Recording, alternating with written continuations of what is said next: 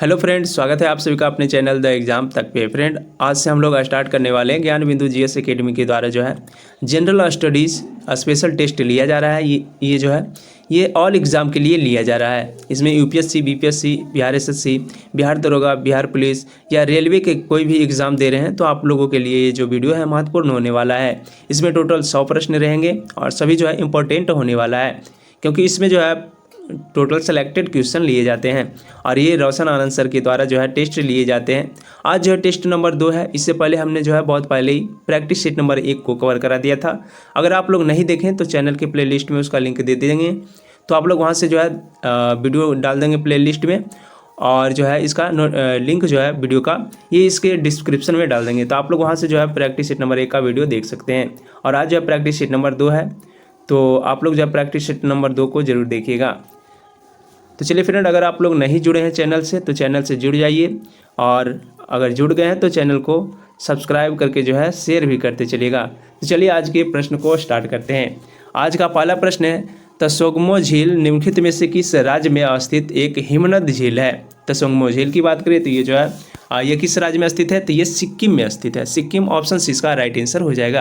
त्सोग्मो झील जो कि सिक्किम राज्य में स्थित है और ये जो है हिमनद झील है। अगला प्रश्न है कि किस देशांतर को भारत का मानक मध्य रेखा चुना गया? किस देशांतर को भारत का मानक मध्य रेखा चुना गया? तो ये जो है 82.5 डिग्री को चुना गया, 82.5 डिग्री पूर्वी।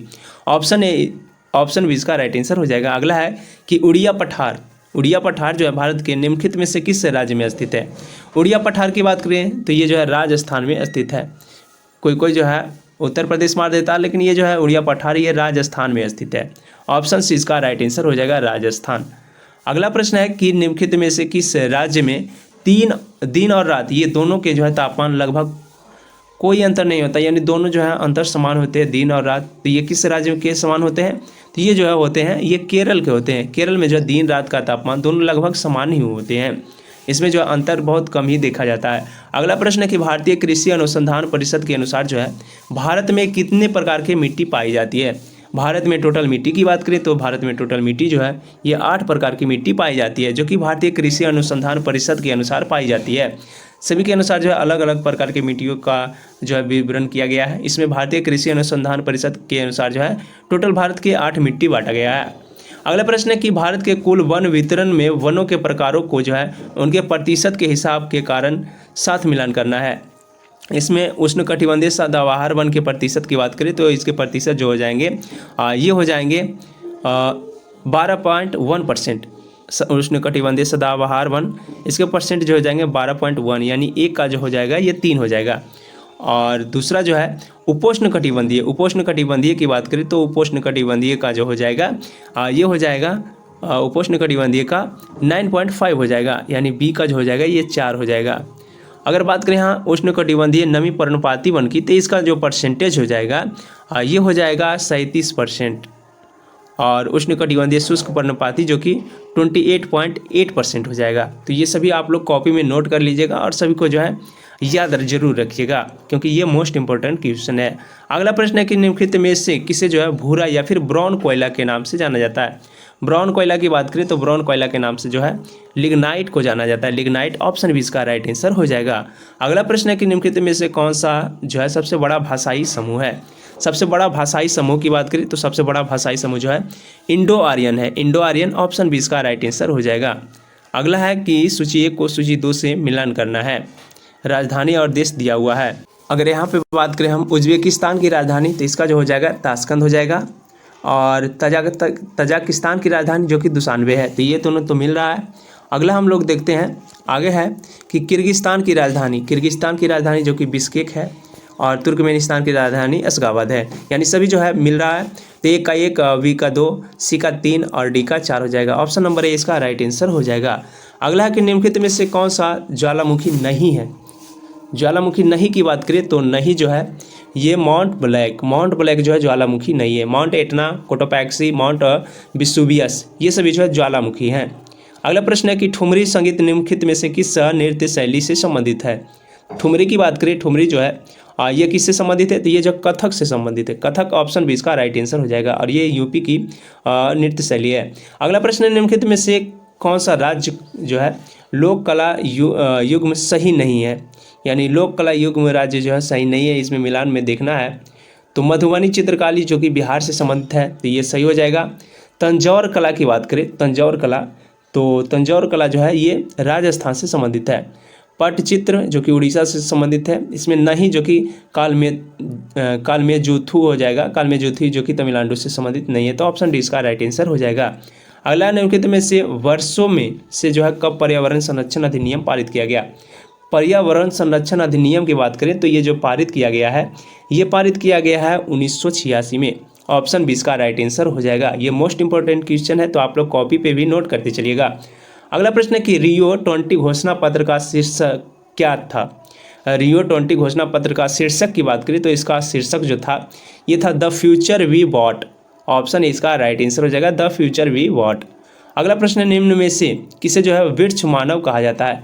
वृक्ष मानव की बात करें तो वृक्ष मानव जो कहा जाता है ये कहा जाता है Richard Saint Barbe Baker, Richard Saint Barbe Baker. Option C इसका राइट आंसर हो जाएगा। अगला है कि भारत में सीमेंट उत्पादन में प्रथम स्थान वाला राज्य, सीमेंट उत्पादन में प्रथम स्थान वाला राज्य जो है ये राजस्थान है।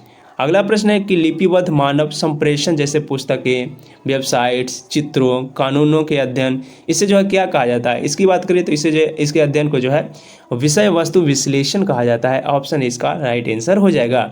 अगला निम्नलिखित में से किसने जो है यह कहा कि यदि संरचनाएं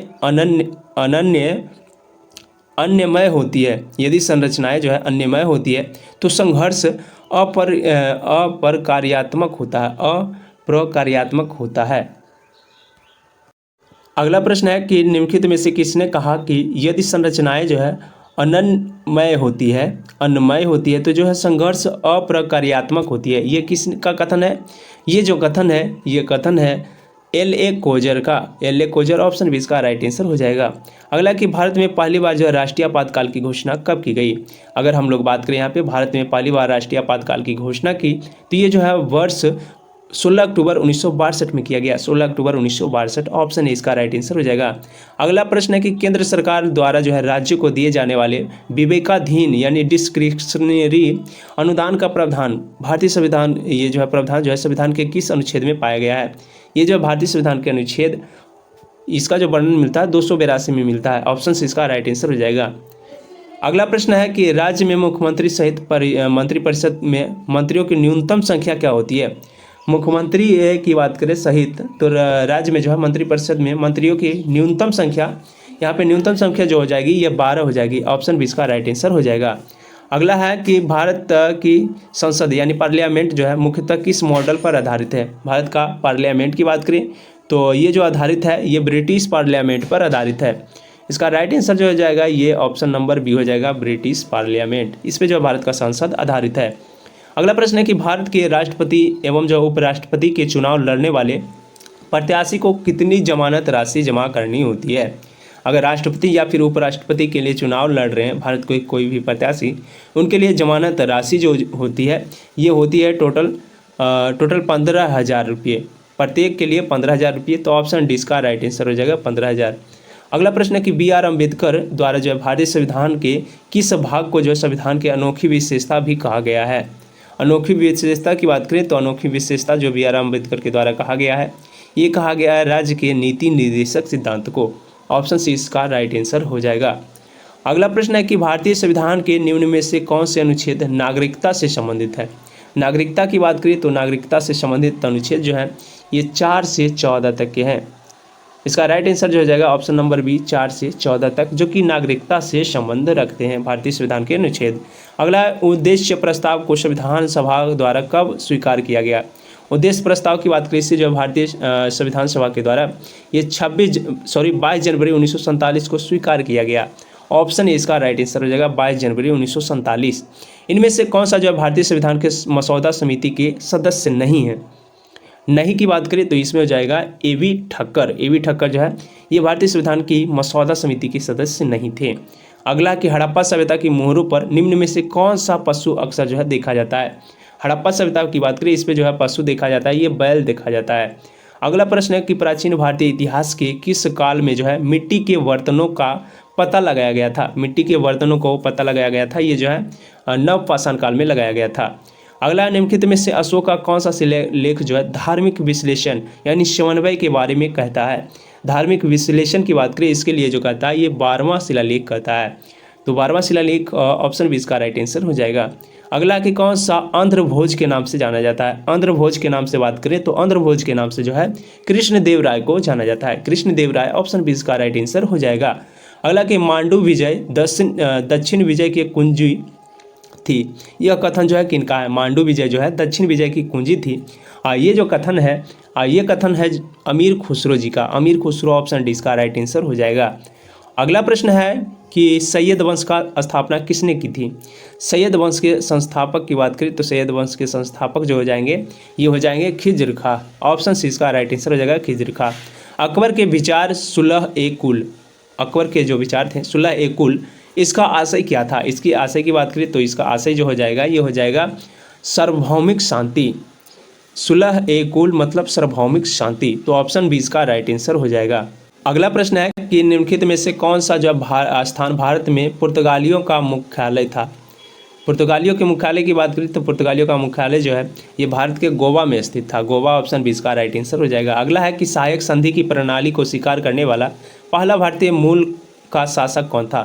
पहला भारतीय मूल का शासक की बात करें तो भारतीय मूल का पहला शासक जो था ये हैदराबाद के निजाम था, जो कि पहली बार जो है सहायक संधि की प्रणाली को जो है स्वीकार किया था। अगला प्रश्न है कि तस्तीय मैसूर युद्ध कब लड़ा गया। तस्तीय मैसूर युद्ध की बात करें ये जो कब से कब तक लड़ा गया था तो ये लड़ा गया था 1790 से 1792 तक। इसे जो आप लोग कॉपी में जरूर नोट कर लीजिएगा। अगला प्रश्न है कि सूची 1 को सूची 2 से मिलान करना है। इसमें मिलान करना है सूची 1 और सूची 2 को। तो सबसे पहले यहाँ पे दिया हुआ है सबसे पहले ईस्ट इंडिया कंपनी के द्वारा जो है कलकत्ता में सर्वोच्च न्यायालय की स्थापना की बात कर रहा है। इसमें सर्वोच्च न्यायालय की स्थापना जो हुई थी ये 1881 में हुई थी। तो 1 का 3 हो जाएगा। 1 का जो हो जाएगा इसकी स्थापना जो हुई थी ये 1774 में हुई थी। ईस्ट इंडिया कंपनी के द्वारा जो कलकत्ता में सर्वोच्च न्यायालय की स्थापना 1774 में हुई थी। तो 1 का जो हो जाएगा ये बी हो जाएगा। दूसरा है कर्नवालिस सहित अधिनियम। ये जो कब लाया गया था ये 1793 में लाया गया था। तो 2 का 1 हो जाएगा। और बम्बई से थाने के बीच रेलवे लाइन जो कि 1853 में चलाया गया था। मद्रास हार्बर जो कि 1881। तो इसका राइट आंसर जो हो जाएगा ए का 2 और बी का 1 सी का जो हो जाएगा 4 हो जाएगा। तो ऑप्शन नंबर सी इसका राइट आंसर हो जाएगा। ऑप्शन नंबर सी आप लोग कॉपी में ज़रूर नोट करिएगा क्योंकि ये जो है सारे प्रश्न मोस्ट इंपॉर्टेंट है। अगला अखिल भारतीय ट्रेड यूनियन कांग्रेस की स्थापना किस वर्ष हुई थी। अखिल भारतीय ट्रेड यूनियन कांग्रेस की स्थापना की बात करें तो इसकी स्थापना जो हुई थी ये वर्ष 1920 ईस्वी में हुई थी। निम्न में से किसकी स्थापना 1875 में बम्बई में हुई थी। 1875 की बात करें तो 1875 में जो है आर्य समाज की स्थापना हुई थी और ये बम्बई में हुई थी। अगला ज्ञानपीठ पुरस्कार प्राप्त करने वाला प्रथम हिंदी साहित्यकार कौन थे। ज्ञानपीठ पुरस्कार प्राप्त करने वाला प्रथम हिंदी साहित्यकार की बात करें तो ये जो थे ये सुमित्रानंद पंत थे। सुमित्रानंद पंत ऑप्शन बी इसका राइट आंसर हो जाएगा। आधुनिक प्रयोगात्मक विज्ञान का जन्मदाता माना जाता है। आधुनिक प्रयोगात्मक विज्ञान के जन्मदाता की बात करें तो इसके जन्मदाता जो है ये रोजर बेकन को माना जाता है। रोजर बेकन ऑप्शन इसका राइट आंसर हो जाएगा। हिटलर युवावस्था की प्रारंभिक दिनों में क्या बनना चाहता था। हिटलर जो है युवा अवस्था के प्रारंभिक दिनों में ये जो बनना चाहता था ये चित्रकार बनना चाहता था। चित्रकार ऑप्शन इसका राइट आंसर हो जाएगा। चीन में राजवंश के खिलाफ क्रांति कब हुई। चीन में राजवंश के खिलाफ क्रांति की बात करें तो ये जो है राजवंश के खिलाफ क्रांति हुई थी ये 1911 में हुई थी। ऑप्शन बी इसका राइट आंसर हो जाएगा। अगला प्रश्न है कि निम्नलिखित में से कौन सी चट्टान जो है प्रणाली ये भारत में नवीनतम है यानी नया है। नया की बात करें तो भारत में नया जो है चट्टान प्रणाली ये हो जाएगा गोंडवाना ऑप्शन डी इसका राइट आंसर हो जाएगा। अगला प्रश्न है कि सियाचिन और हिस्पर दर्रे किस हिमालय पर स्थित है। सियाचिन और हिस्पर दर्रे की बात करें तो ये जो दोनों दर्रे हैं ये बृहद हिमालय पर स्थित है। ऑप्शन ए इसका राइट आंसर हो जाएगा। सार्वजनिक क्षेत्र की देश की सबसे बड़ी जो है तेल शोधनशाला। सार्वजनिक क्षेत्र के देश की सबसे बड़ी तेल शोधनशाला जो है ये कौन सी है। इसकी बात करें तो ये जो है ये कोयली है। कोयली ऑप्शन डी इसका राइट आंसर हो जाएगा। अगला प्रश्न है कि किस धार्मिक समुदाय की देश में सबसे कम दशकीय वृद्धि जो कि 2011 में थी। सबसे कम दशकीय वृद्धि की बात करें तो सबसे कम दशकीय वृद्धि जो कि जैन धर्म की थी। ऑप्शन ए इसका राइट आंसर हो जाएगा और ये जो है जनगणना 2011 के अनुसार थी। अगला अधोलिखित में से सही सुमेलित नहीं है, यानी जो लिखा हुआ उसमें कौन सा जो है सुमेलित नहीं है। भवानी सागर की बात करें, भवानी सागर जो स्थित है ये तमिलनाडु में स्थित है। भवानी सागर जलाशय तमिलनाडु, ऑप्शन ए इसमें नहीं पूछा है। गांधी सागर की बात करें तो ये जो हिमाचल प्रदेश में स्थित नहीं है, तो ऑप्शन बी इसका राइट आंसर हो जाएगा। अगर यहाँ पे बात करें राणा प्रताप सागर राज्य की तो ये राजस्थान में स्थित है, तो ये भी सही है। और भद्रा कर्नाटक में स्थित है, इसमें नहीं पूछा था, तो ऑप्शन नंबर बी हो जाएगा गांधी सागर जो कि हिमाचल प्रदेश में नहीं स्थित है। अगला प्रश्न है कि भारतीय संसद द्वारा बालक श्रम यानी प्रतिषेध एवं विनिमय अधिनियम किस वर्ष पारित किया गया। बालक श्रम अधिनियम पारित की बात कहा जाए तो ये जो पारित किया गया है ये वर्ष 1986 में पारित किया गया है। ऑप्शन सी इसका राइट आंसर हो जाएगा। अगला कि कांग्रेस के त्रिपुरी अधिवेशन के पश्चात सुभाष चंद्र बोस और दक्षिण पंथियों की जो है समस्त टकराव किस प्रश्न पर केंद्रित था। इन दोनों का समस्त टकराव जो केंद्रित था ये था कांग्रेस कार्यकारिणी समिति का गठन। कांग्रेस कार्यकारिणी समिति का गठन, इस पे जो है दोनों का टकराव था। अगला प्रश्न है कि वर्ष 1906 में किस भारतीय रियासत ने अपनी पूरी रियासत में प्राथमिक शिक्षा को अनिवार्य बना दिया।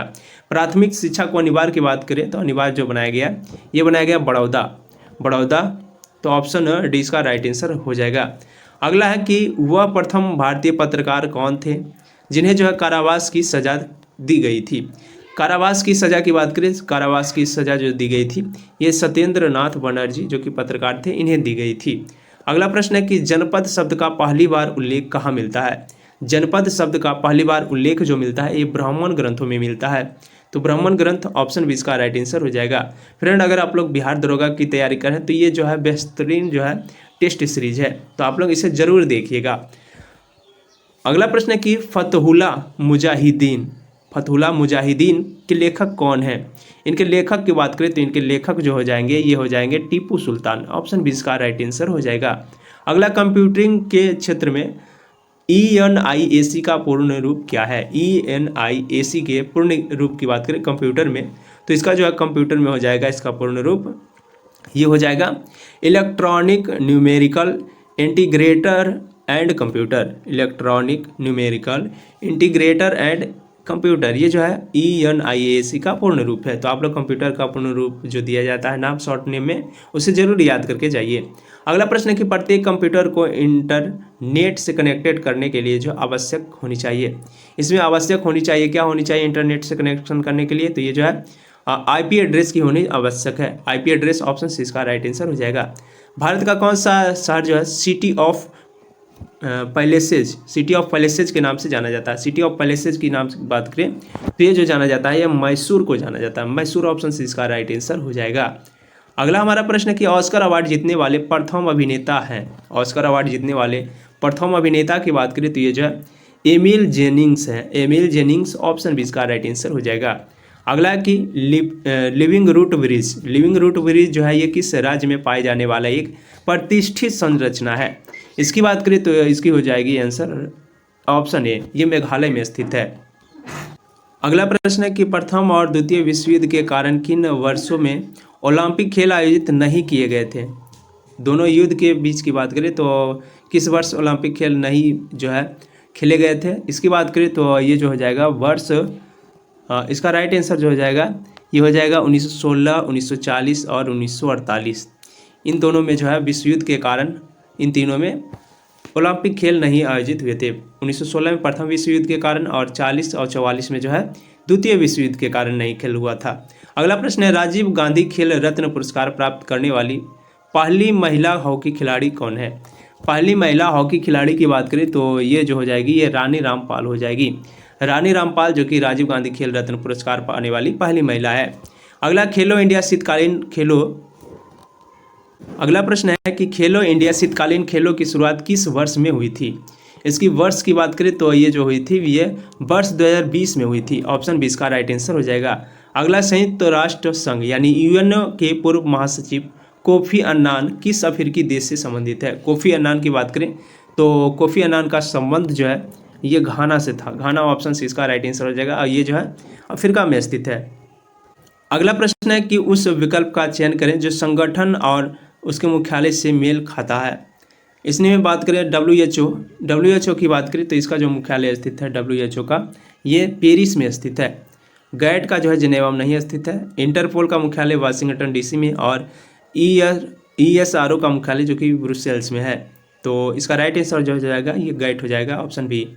अगला प्रश्न है कि सुमेलित करना है सूची 1 को सूची 2 से। इसमें जो है दिवस दिया हुआ है और दिनांक, कौन सा दिवस जो है किस दिनांक को होता है। इसमें बात करें तो पहला जो है विश्व जनसंख्या दिवस, ये जो प्रत्येक वर्ष 11 जुलाई को होता है। विश्व वन्यजीव दिवस की बात करें तो ये जो प्रत्येक 3 मार्च को प्रत्येक वर्ष होता है। विश्व ओजोन दिवस की बात करें तो ये जो 16 सितंबर को होता है और विश्व स्वास्थ्य दिवस 7 अप्रैल को होता है। इसका राइट आंसर ए का जो है 2 और बी का जो है 1 हो जाएगा, फिर सी का 4, डी का 3, यानी ऑप्शन नंबर सी इसका राइट आंसर हो जाएगा। विश्व जनसंख्या दिवस 11 जुलाई, विश्व वन जीव दिवस 3 मार्च, विश्व ओजोन दिवस 16 सितंबर और विश्व स्वास्थ्य दिवस 7 अप्रैल। अगला कि बांग्लादेश का राष्ट्रीय ध्वज ये जो है द्वारा डिजाइन किया गया, किनके द्वारा डिजाइन किया गया था बांग्लादेश का राष्ट्रीय ध्वज? ये जो किया गया था ये किया गया था कामरुल हसन के द्वारा। कामरुल हसन ऑप्शन सी इसका राइट आंसर हो जाएगा। निम्न में से कौन सा जो भारत में पहला धूम्रपान मुक्त राज्य है? पहला धूम्रपान मुक्त राज्य की बात करें तो भारत का जो पहला धूम्रपान मुक्त राज्य है ये हिमाचल प्रदेश है। अगला प्रश्न कि बल का परिभाषी आती है। बल का परिभाषा है न्यूटन की बात करें तो न्यूटन के किस नियम पर जो बल की परिभाषा आती है? तो ये आती है न्यूटन के पहले नियम से। न्यूटन के गति के पहले नियम से जो है बल की परिभाषा ज्ञात होती है। अगला प्रश्न है कि उष्मा गति के प्रथम नियम से संरक्षित होता है। उष्मा गति के प्रथम नियम की बात करें तो इससे जो संरक्षित होता है ये ऊर्जा होता है। ऊर्जा ऑप्शन भी इसका राइट आंसर हो जाएगा। मानव नेत्र का वह भाग जिस पर जो प्रतिबिंब बनता है क्या कहलाता है? मानव नेत्र का वह भाग जिस पर प्रतिबिंब बनता है ये रेटिना कहलाता है। रेटिना पर प्रतिबिंब बनता है। एक इलेक्ट्रॉन का कितना आवेश होता है? एक इलेक्ट्रॉन पर आवेश की बात करें तो एक इलेक्ट्रॉन पे आवेश जो होता है ये ऋणात्मक में होता है 1.6 × 10⁻⁻³ कूलम। ऑप्शन सी इसका राइट आंसर हो जाएगा। अगला कि सोडियम कार्बोनेट आमतौर पर इस नाम से जाना जाता है, यानी किस नाम से जाना जाता है सोडियम कार्बोनेट? ये जो है आमतौर पे धोने वाला सोडा के नाम से जाना जाता है। ऑप्शन बी इसका राइट आंसर हो जाएगा।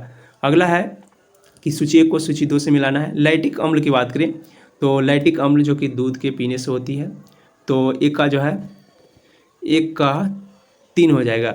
एसिटिक अम्ल किस में पाया जाता है? एसिटिक अम्ल की बात करें तो एसिटिक अम्ल जो पाया जाता है ये पाया जाता है ये सिरका में पाया जाता है। सिरका में एसिटिक अम्ल। साइट्रिक अम्ल जो पाया जाता है नींबू में पाया जाता है और ब्यूटायरिक अम्ल जो कि पाया जाता है दुर्गंधयुक्त मक्खन में। इसका राइट आंसर जो हो जाएगा 1 का 3, 2 का 4, यानी ऑप्शन नंबर डी इसका राइट आंसर हो जाएगा। अगला कि कोशिका के वैज्ञानिक अध्ययन को क्या कहा जाता है? कोशिका के वैज्ञानिक अध्ययन की बात करें तो इसका वैज्ञानिक अध्ययन साइटोलॉजी कहलाता है। साइटोलॉजी ऑप्शन डी इसका राइट आंसर हो जाएगा। जड़ें विकसित होती है ये जो होती है ये मूलांकुर से होती है। जड़ें जो है मूलांकुर से विकसित होती है। एक सामान्य मानव शुक्राणु में ऑटोसोम की संख्या कितनी होती है? इसमें ऑटोसोम की संख्या टोटल होती है 20 जोड़ी यानी 40। अगला प्रश्न है कि सूची 1 को सूची 2 से मिलाना है। प्लेग जो होता है ये कवक से होता है और एड्स की बात करें एड्स जो होता है ये विषाणु से होता है। गंजापन की बात करें तो गंजापन जो होता है जीवाणु से होता है और मलेरिया जो है प्रोटोजोआ से होता है। तो इसका राइट आंसर जो हो जाएगा ऑप्शन नंबर बी 1 का 2, बी का 3, सी का 4 और डी का 1। अगला प्रश्न है गर्मी तापमान और उसके ऊर्जा और कार्य से संबंधित भौतिकी की प्रशाखा को क्या कहा जाता है? इसकी प्रशाखा की बात करें इसकी प्रशाखा को जो है ऊष्मा प्रवैगिकी कहा जाता है। ऊष्मा प्रवैगिकी ऑप्शन बी इसका राइट आंसर हो जाएगा। अगला है कि निर्वात में सरल लोलक कंपन करता है। इसमें बात करें तो इसमें जो राइट आंसर हो जाएगा ये ऑप्शन डी हो जाएगा। समान आयाम तथा आवृत्ति के साथ सदैव कंपन करते रहेगा, यानी सदैव जो है ये कंपन करते रहेगा समान आयाम और आवृत्ति के साथ। अगला प्रश्न है कि एक सूक्ष्मदर्शी तथा जो एक दूरदर्शक के विषय में निम्न में से कथनों पर विचार करना है। इसमें क्या हो जाएगा? पहला कथन दिया हुआ है। पहला कथन है सूक्ष्मदर्शी के नेत्रक या फिर अभिदृश्यक दोनों ही उत्तल लेंस के बने होते हैं। तो ऑप्शन नंबर ए जो है ये सही हो जाएगा। कथन पहला जो है सत्य है, ये जो है उत्तल लेंस के बने होते हैं। दूरदर्शक के अभिदृश्य को फोकल दूरी यानी फोकस दूरी इसके नेत्रक के फोकस दूरी से अधिक होती है। इसके नेत्रक की फोकस दूरी से जो है ये अधिक होती है दूरदर्शक के अभिदृश्य की फोकस दूरी। तो ये भी कथन जो है ये सत्य है। दूरदर्शक का आवर्धन इसके अभिदृश्यक के फोकस दूरी के बढ़ने के साथ जो है बढ़ जाता है। तो ये भी कथन जो है ये सत्य हो जाएगा। चौथा कथन है कि सूक्ष्मदर्शी का आवर्धन इसके या अभिदृश्यक के फोकस दूरी के बढ़ने के साथ बढ़ता है। ये जो है बढ़ने के साथ घटता है, ना कि बढ़ता है। तो ये जो है कथन गलत हो जाएगा। इसका राइट आंसर हो जाएगा ऑप्शन नंबर डी, 1, 2 और 3 ये तीनों कथन सत्य हैं। अगला कि जल के बारे में निम्न में से कौन सा कथन सत्य नहीं है। जल के बारे में गलत कथन की बात कर रहा है।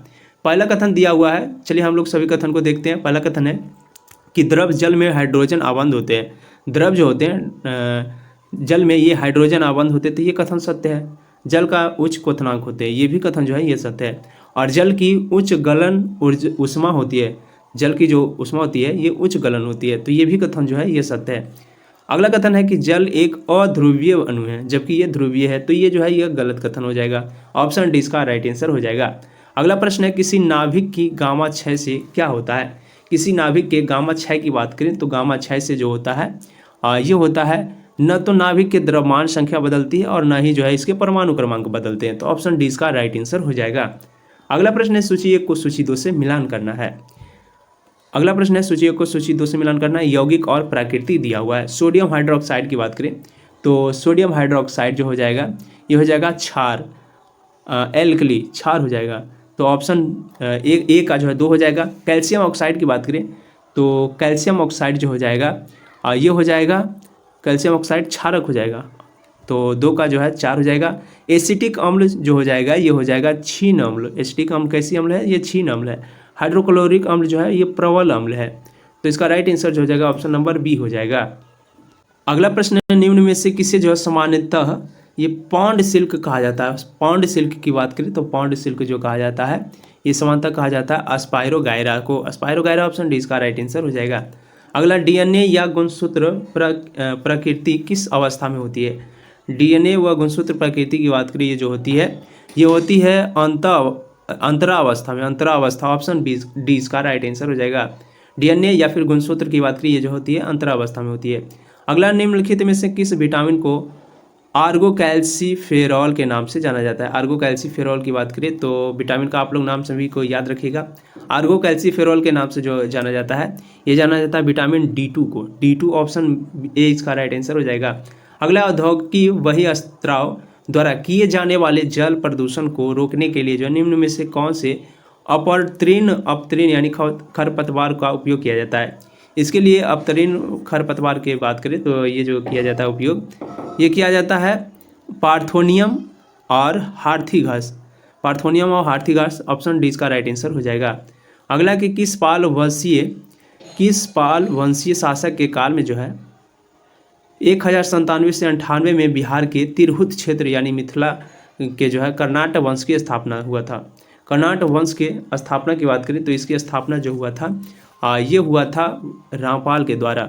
ऑप्शन बी इसका राइट आंसर हो जाएगा। और ये जो है 1097 से 98 के बीच हुआ था। अगला पटना सचिवालय गोलीकांड की घटना कब हुई थी। पटना सचिवालय गोलीकांड की घटना की बात करिए जो है 11 अगस्त 1942 को हुई थी। ऑप्शन सी इसका राइट आंसर हो जाएगा। अगला कि बिहार का क्षेत्रफल है। बिहार के क्षेत्रफल की बात करें बिहार का क्षेत्रफल जो हो जाएगा 94,163 वर्ग किलोमीटर हो जाएगा। हिंदू बुद्धि दर के संबंध किससे है। हिंदू बुद्धि दर की संबंध की बात करें यहाँ पे हिंदू वृद्धि दर की संबंध की बात करें ये किससे संबंधित है तो ये जो संबंधित है ये राष्ट्रीय आय में वृद्धि से संबंधित है। अगला कि भारत में योजना आयोग का गठन केसी नियोगी समिति के संतृप्ति पर हुआ। ये जो है गठन कब हुआ था। केसी नियोगी की संतृप्ति पे योजना आयोग का गठन कब हुआ था भारत में, तो ये जो हुआ था 1950 में हुआ था। 1950 ऑप्शन ए इसका राइट आंसर हो जाएगा। अगला प्रश्न है कि योजना काम और उत्पादन का नारा किस पंचवर्षीय योजना के दौरान दिया गया। योजना काम और उत्पादन का नारा जो है ये दिया गया है 7वीं पंचवर्षीय योजना के समय। 7वीं ऑप्शन बी इसका राइट आंसर हो जाएगा।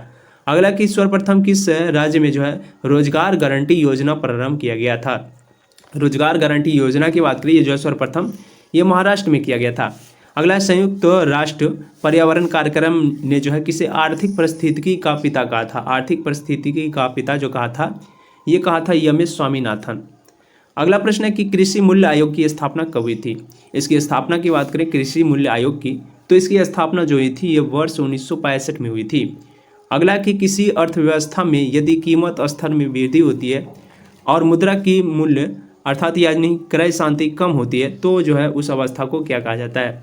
इस अवस्था की बात करें तो इस अवस्था को जो है मुद्रास्फीति कहा जाता है। ये मोस्ट इंपॉर्टेंट क्वेश्चन है, तो आप लोग इसे जरूर याद रखिए। किसी भी अर्थव्यवस्था में यदि कीमत स्तर में वृद्धि होती है और मुद्रा का मूल्य में कमी होती है तो ये जो मुद्रास्फीति कहलाती है। अगला स्टेट बैंक ऑफ इंडिया के राष्ट्रीयकरण कब हुआ था। स्टेट बैंक ऑफ इंडिया के राष्ट्रीयकरण की बात करें तो इसका राष्ट्रीयकरण 1 जुलाई 1955 को हुआ था। ये भी क्वेश्चन मोस्ट इंपॉर्टेंट है और पूछा गया है। अगला प्रश्न है आधुनिक बैंकिंग का विकास सर्वप्रथम किस देश में हुआ था। आधुनिक बैंकिंग का विकास की बात करें तो ये सबसे पहले जो हुआ था नीदरलैंड में हुआ था। नीदरलैंड, ऑप्शन डी इसका राइट आंसर हो जाएगा। ऑप्शन बी नीदरलैंड इसका राइट आंसर हो जाएगा। तो फ्रेंड हमने जो है पूरे 100 प्रश्न थे सभी को कवर करा दिए हैं। अगर वीडियो आपको अच्छी लगी तो वीडियो को लाइक कर देंगे और चैनल को अभी तक सब्सक्राइब नहीं किए तो चैनल को भी सब्सक्राइब कर देंगे। साथ ही आप लोग जो है शेयर जरूर कीजिएगा। तो चलिए फ्रेंड अब हम लोग अगले प्रैक्टिस सेट में मिलेंगे। आज के लिए इतना ही। जय हिंद।